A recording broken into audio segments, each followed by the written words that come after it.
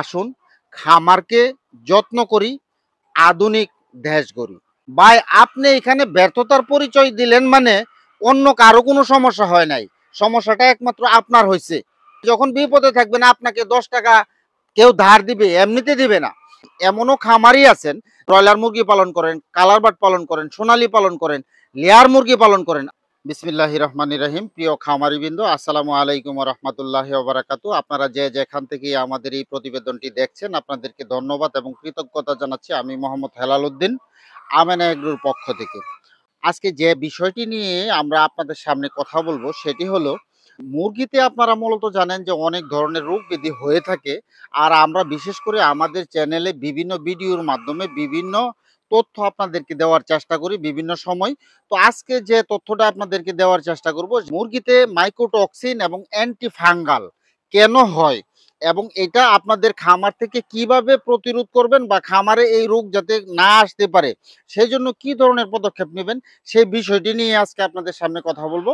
তো আমাদের ভিডিওটি না টেনে পুরোপুরি ভিডিওটি দেখবেন, তাহলে এই অ্যান্টি টক্সিন অ্যান্টি ফাঙ্গাল সম্বন্ধে বাস্তব একটা ধারণা এবং অভিজ্ঞতা আপনাদের হবে। এবং তার সাথে আপনাদেরকে জানাবো যে এই সমস্যাটা হলে কি ধরনের লক্ষণগুলি দেখা দেয়।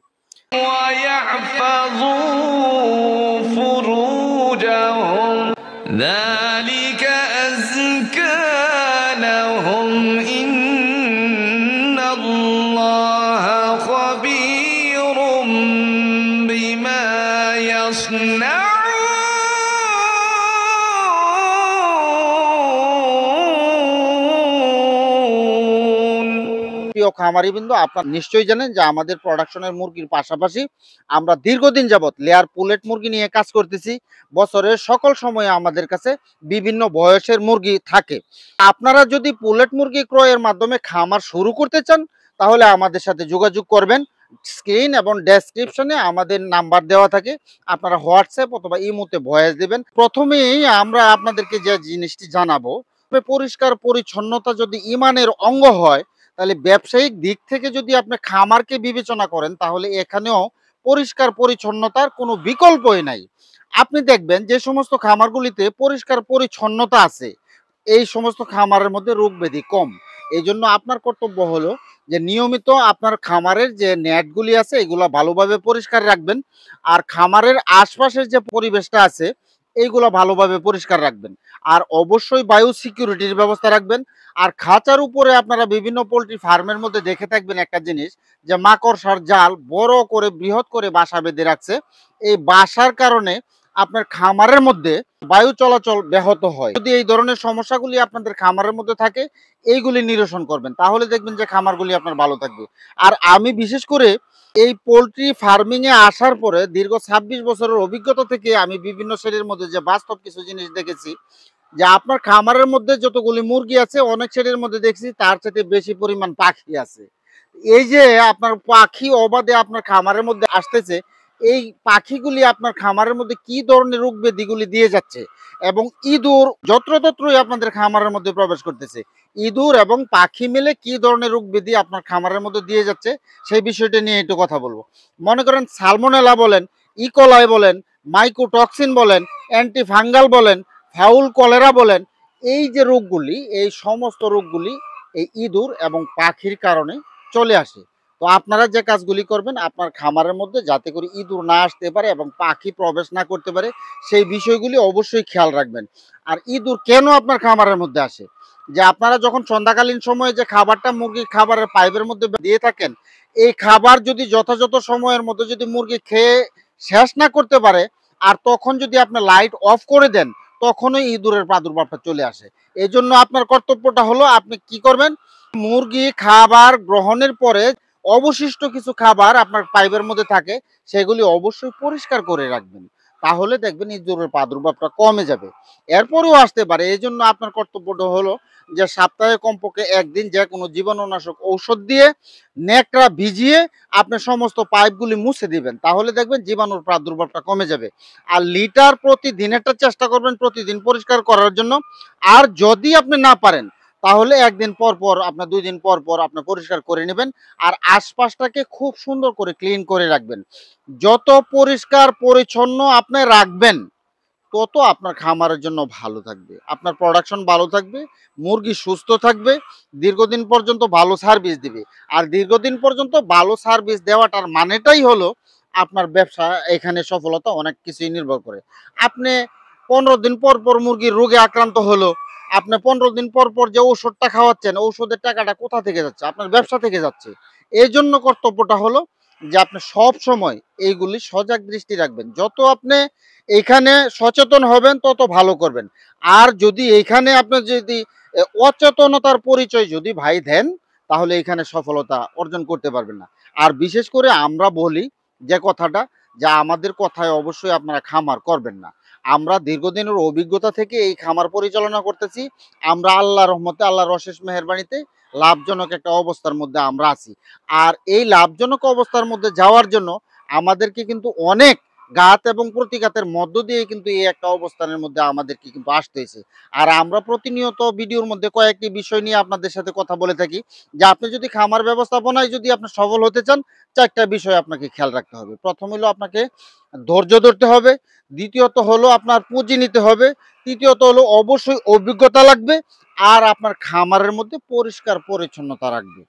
এই 4টি জিনিস যদি আপনি সঠিকভাবে করতে পারেন, তাহলে আপনার ব্যবসা সফল হবে। এখন আসি যে এই সমস্যাগুলি হলে আপনার মুরগিগুলি কি লক্ষণ আপনি দেখবেন। লক্ষণটা হলো অ্যান্টিটক্সিন বা অ্যান্টি ফাঙ্গাল যদি আপনার মুরগি আক্রান্ত হয়ে যায়, তাহলে আপনি দেখবেন যে খাবার দাবার মুরগি ছেড়ে দেবে, জম ধরে বসে থাকবে। যখন আপনাকে মুরগিটা ধরবেন তখন দেখবেন পাকস্থলীর মধ্যে হয়তো বা হাওয়ার মতো লাগতেছে, অথবা পানি ভরপুর। যখন মুরগিটাকে আপনি পায়ের মধ্যে যখন ঝোলাবেন তখন দেখবেন গড়গড়ে অনেকগুলি পানি নিচে পড়বে।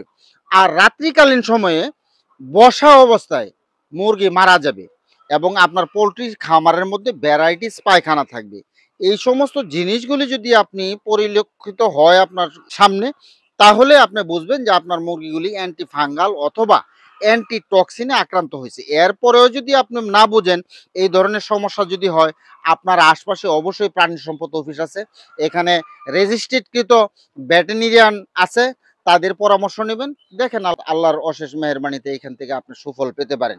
আর আমরা সাজেস্ট করব, আমাদের মুরগিতে যদি এই ধরনের সমস্যাগুলি হয়ে থাকে, তাহলে যেই ধরনের ওষুধগুলি আমরা ব্যবহার করে থাকি, সেই ওষুধগুলি হলো যে স্কয়ার কোম্পানির 2+ আছে এবং এলানকো কোম্পানির টক্সিনিল প্লাস আছে। এই ওষুধগুলি 1 মিলি 1 লিটার পানিতে 8 ঘন্টার পানিতে আপনি ব্যবহার করবেন। তার পাশাপাশি যদি ফাঙ্গাস জনিত সমস্যা যদি থাকে, তাহলে আপনি কপার সালফেট 1 গ্রাম 4 থেকে 5 লিটার পানিতে আপনি ইউজ করবেন, তাহলে এই ধরনের সমস্যাগুলি অনেকাংশে কমে যাবে। আর কপার সালফেটটা অনেক সময় আপনি খাবারের মধ্যেও ব্যবহার করতে পারেন। 100 কেজি খাদ্যের মধ্যে আপনি 20 থেকে 25 গ্রাম ব্যবহার করবেন। আর পানিতে একটা পিএইচ ব্যবহার করবেন, যেমন স্যালকো পিএইচ হইতে পারে, হেমিকিউ পিএইচ হইতে পারে। এই ধরনের একটা পিএইচ আপনি ব্যবহার করবেন 1 মিলি 1 লিটার পানিতে। তাতে আপনি একটা জিনিস সুবিধা হবে, দেখবেন এই ধরনের জীবাণুর প্রাদুর্ভাবটা অনেকাংশে কমে যাবে। আর অনেক খামারের মধ্যে পানির পাইপের মধ্যে অথবা নিপেলের মধ্যে শ্যাওলা পড়ে।